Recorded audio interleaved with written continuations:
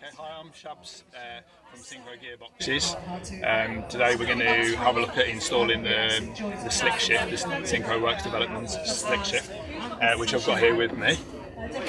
Basically, the kit allows you to reduce the throw on your gear stick, so it's quite common for Land Rovers to have a massive throw when you're changing gears. And the kit that I've got here today with me is going to reduce that throw and make it feel a bit more like a modern car and more like the newer Defenders. So the kit consists of the pin. You get a series of 4 bolts with washers, a replacement nylon cup, and then you'll get 2 spacers that need to go under the turret when we get in there. It's a very simple job.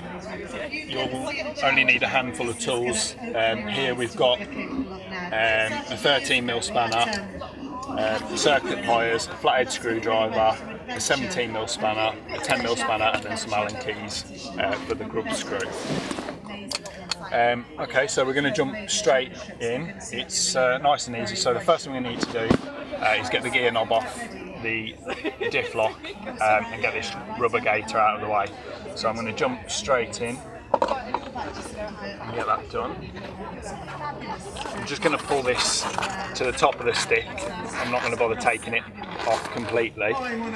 And then the first thing I need to do is undo this 17mm nut on top so that I can take the gear stick off of the old pivot. So we'll just get in there.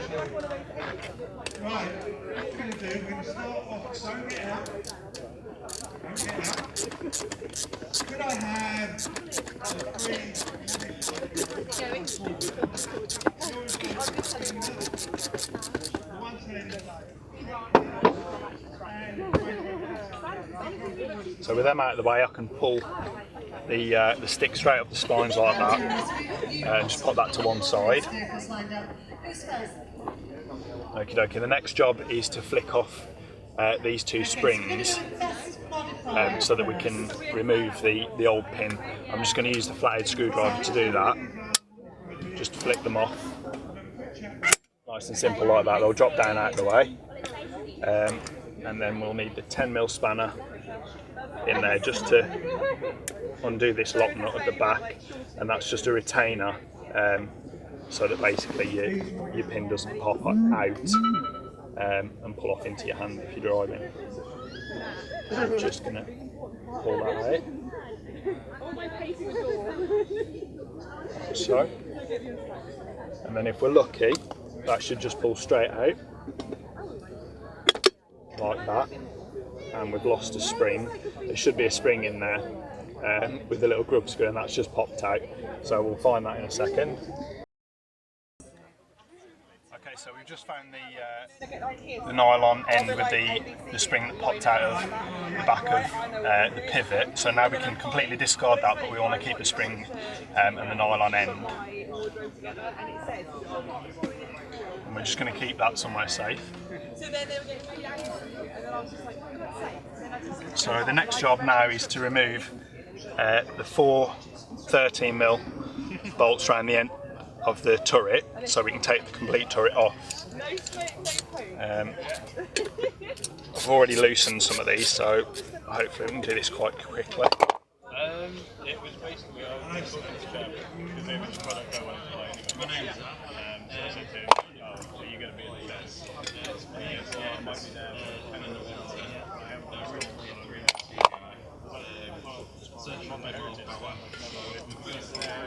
While you're here, it's always good to take a look at the wear on this aluminium turret, because the original pin's very hard steel.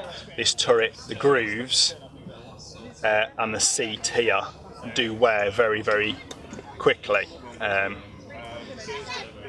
because the aluminium's so soft. So looking at this one, the grooves have opened up quite a lot just here, and you can actually see where they've opened up a bit there. It's not too bad. You can see the flat edge just here. It's not too bad, but ideally, again here, it wants replacing. You can see where the spring's been wearing on the aluminium there as well. So it's probably not a bad idea to replace that completely, but we're not going to do that today. So on this particular Land Rover, we're not going to change this nylon cup today. When we originally took the turret off, we discovered that this was full of the River Severn apparently, and we can't get the grub screw out. Normally you take the grub screw out of here so you can remove the quadrant. You turn the quadrant around, and with a pair of circlip pliers you can remove the nylon cup and replace it and put it back together, but we're not going to do that today because we can't get that grub screw out. It needs to go on the bench.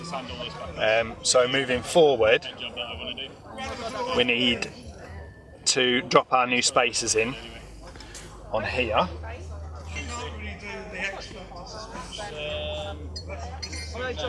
Right, so these are there's 2 spacers you'll have in your kit, and they just drop there like that. And essentially all they're doing is packing up the turret to account for the different length of pin, which drops in there like that. So the turret can go back on now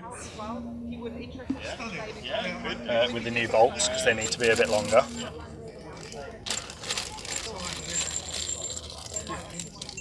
Yeah, could do. Like, I was just going to do like another. Drop the spring washers on as well.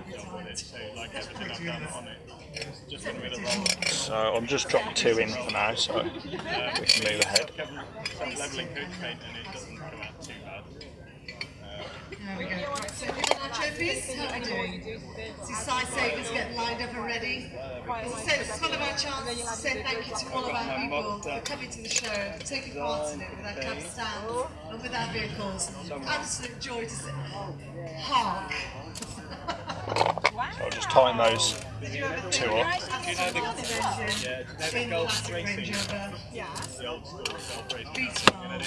Probably won't do the whole roof orange, but maybe with a stripe at the top. That's so cool. Oh my god. It might be a bit shabby, I don't know yet, but it's just like Like that. Okay, and I'll drop the other 2 in a bit later. So now we're ready for the new pin.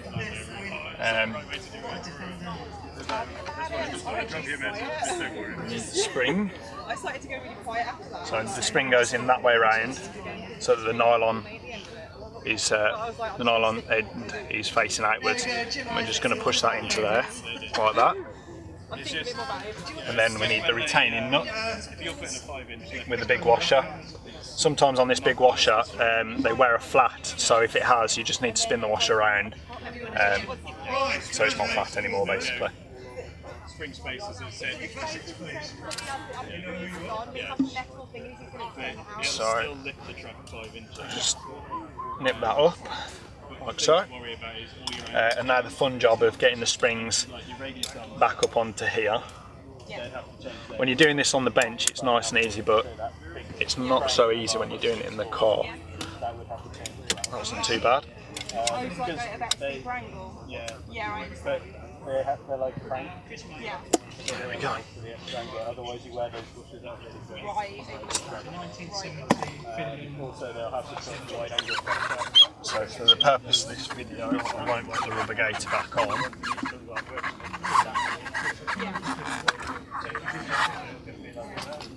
Okey-dokey, so here's a stick, drops straight back on the splines.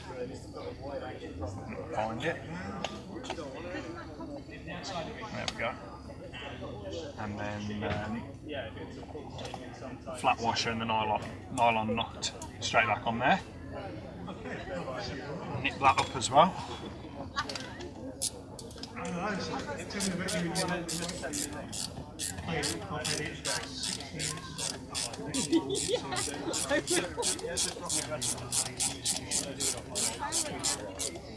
Like that. And on the splines you can move it. If you want your stick close to you or further away from you or whatever, you can move it around on the splines for that. Now we're going to head into setting up. You can see there's a bit, we're in neutral and there's a little bit of slack on the stick.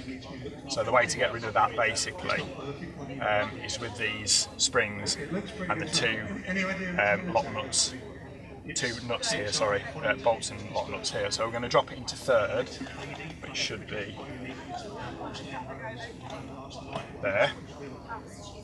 And from third, we're going to adjust the springs. So you can see there's quite a bit of slack there. And looking at the two nuts, this one appears to be higher up, so I'm going to start with this one because there's more thread on this nut. So all I'm going to do is crack the nut off and wind the bolt down slightly so it takes up, so that the spring drops down and takes up some of this slack. So I'll just jump in there first. So I'll just unlock that. And all I want to do is reduce that play.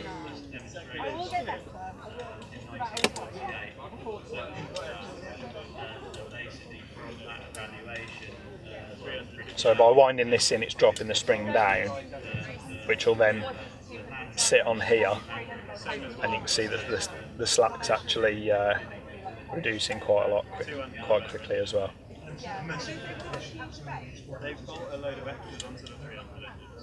And there we go, we've got the slack out. There's a bit on the other side, so probably just go a bit more.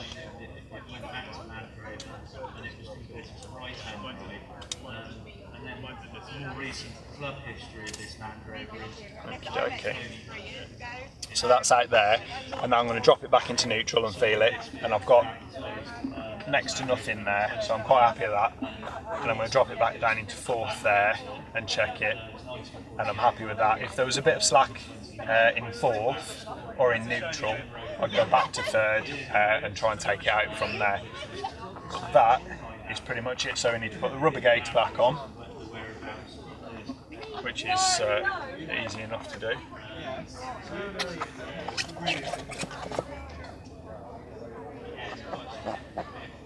You might have a soundproofing piece of foam in there as well on your Land Rover, if it's been looked after or if it's new enough. But that's more or less it. So with the gator and the missing gear knob, wherever that is, but basically now that's the slick shift fitted and the massively reduced throw on the gear stick, and it's that simple. It's a pretty straightforward. I mean, that's reverse to neutral and fifth, so it's a lot closer than it originally was, and it's a 15-minute job if you've got the right tools. Hopefully you haven't driven through a river and your quadrant isn't welded to the shaft and you can actually get the grub screw out, but I'm afraid we're going to have to do that on the bench. So that's it. That's pretty much as easy as it needs to be. Hope that was good enough.